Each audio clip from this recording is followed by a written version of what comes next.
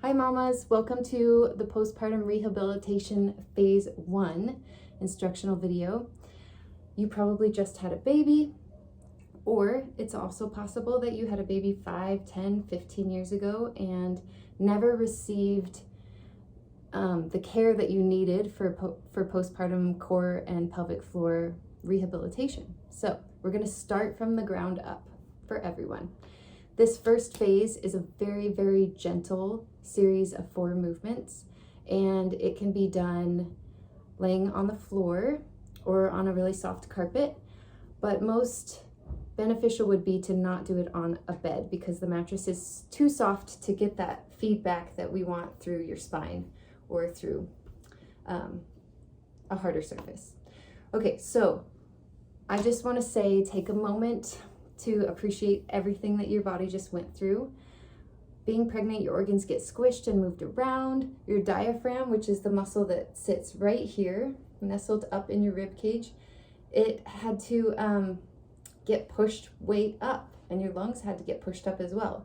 So it's slowly dropping now that the baby is out, and your ribs also had to spread here to make room for the baby, and your pelvic floor had to handle tremendous amounts of pressure from the growing baby, and your abs had to stretch. So these abs that go up right here, this linea alba in the middle, this connective tissue gets stretched this way, and right now we want to help it recoil, just like an elastic hairband. When you take it out of your hair and it's all stretched out and you set it on the counter and overnight it recoils, these little tiny fibers that hold your rectus abdominis muscles together, and all of your abdominal muscles together, actually, they connect to every layer of abdominals, they also need to recoil.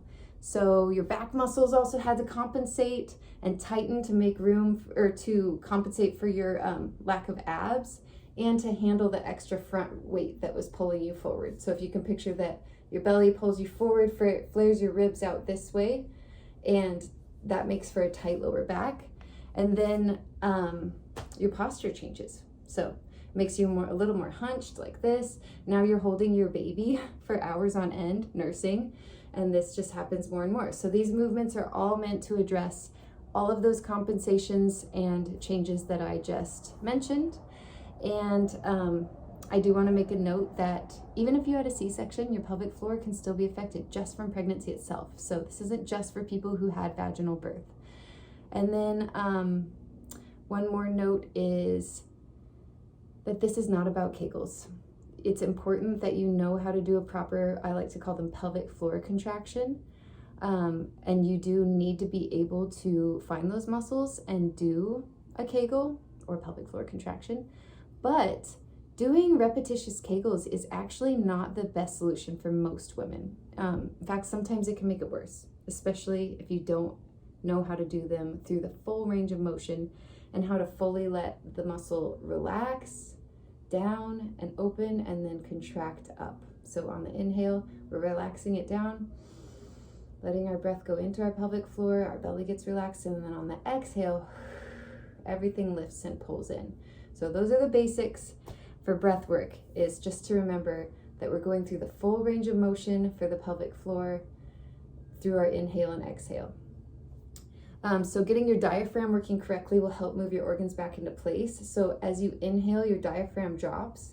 And if we don't also let the pelvic floor drop, then what happens is the diaphragm drops, the pelvic floor stays here, and guess where all that pressure goes? It squishes out to the front, or it could squish to the sides, possibly, or the back. But for the most part, for most people, if the diaphragm comes down on an inhale and the pelvic floor doesn't move with it as one unit, then this squishing causes or pressure to bulge out the front, which is what causes that diastasis recti, and it also can cause hernia. So getting your hips strong and working correctly will also help your posture and pelvic floor get back to where they need. Getting your abs contracting correctly will also help decrease that rib flare that happened out this way, and that also exacerbates a hernia or a diastasis recti. And strengthening your core, helping decrease all the tension in your back muscles, all of these things work together to create a really good pressure system for that inhale and exhale.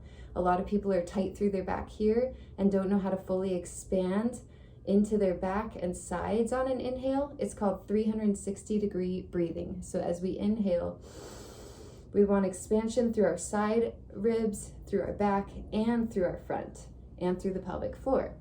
And working on our posture will also help everything come together and help us feel both loose and relaxed and strong at the same time. All of this will take time. This workout is a first step. So please keep in mind that the months of your pregnancy, adapting and stretching cannot be fixed in a couple of weeks. It also takes months to come back from those pregnancy compensations that occurred. So think 9 months in, 9 months out. And you want to take at least 1 to 3 months to rehab and recover, focusing on your pelvic floor and core. And then phase 1, just focusing on breath work mostly. So complete postpartum recovery can take up to a year. This is a very patient and slow process, but the saying that really resonates for me is intention now for intensity later. So if you really put a lot of intention into your form, your core and pelvic floor, your breath work, your posture, later on you can do those really awesome badass movements and lift heavy weights if you want to, jump rope if you want to, run if you want to, but now is the time to be intentional. And once we have paved the way for intensity, that can come later. So I want you to keep this motto in your head during this time period. Just because I can do something does not mean I should. So throughout all of your postpartum recovery, just remember that. Say it to yourself. Just because I can do something doesn't mean I should. Check in with your body. What's right for some people is not right for others. So I can't sit here and give you a list of exactly what to avoid and what you can and can't do, because each person comes out of pregnancy with different injuries and different muscle compensations. So for the most part though, we want to avoid hard plyometric type exercises like jumping jacks, burpees, running upstairs, running, hard biking, hard swimming. So just maybe gentle biking, gentle swimming.